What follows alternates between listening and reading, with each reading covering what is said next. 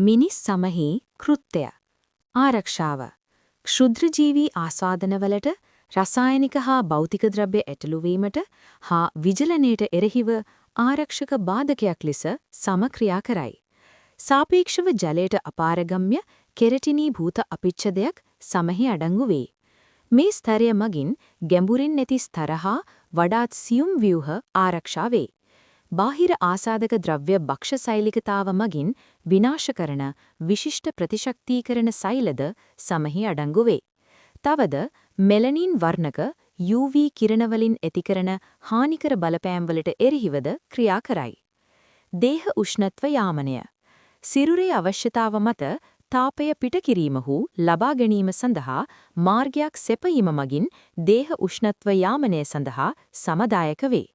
සාමාන්‍ය පරාසයට වඩා දේහ උෂ්ණත්වය ඉහළ ගිය විට ස්වේද ග්‍රන්ථි මගින් සම මතු පිටට ස්වේදය ශ්‍රාවය කරයි.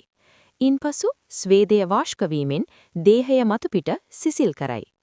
තාප ආතතියක් ඇති වූ අවස්ථාවලදී දමනිකා විස්තරණය මගින් සමහේ කේශනාලිකා තුරින් රුධිර ගලණය වැඩි කරමින් තාප හානි වීමට ඉඩ සලස්වයි. සාමාන්‍ය පරාසය අභිබව දේහ උෂ්ණත්වය පහළ ගිය විට චර්මයේ ඇති දමනිකා සංකුචනය වීම මගින් සමහේ කේශනාලිකා තුලින් තාපය හානි වීම අවම කළ හැකිය. එමෙන්ම අධික ශීතල ආතති අවස්ථාවල රෝමවලට සම්බන්ධව ඇති උද්ගාමක පේශි සංකෝචනය වීම මගින් දේහයේ තාපය ජනනය කළ හැකි අතර එය තාපය නිපදවීමට දායක වේ. චර්මීය සංවේදිතාව ස්පර්ශයට, පීඩනයට, උෂ්ණත්වයට සහ වේදනාවට සංවේදී සංවේදක ප්‍රතිග්‍රාහක සමහි අඩංගු වේ.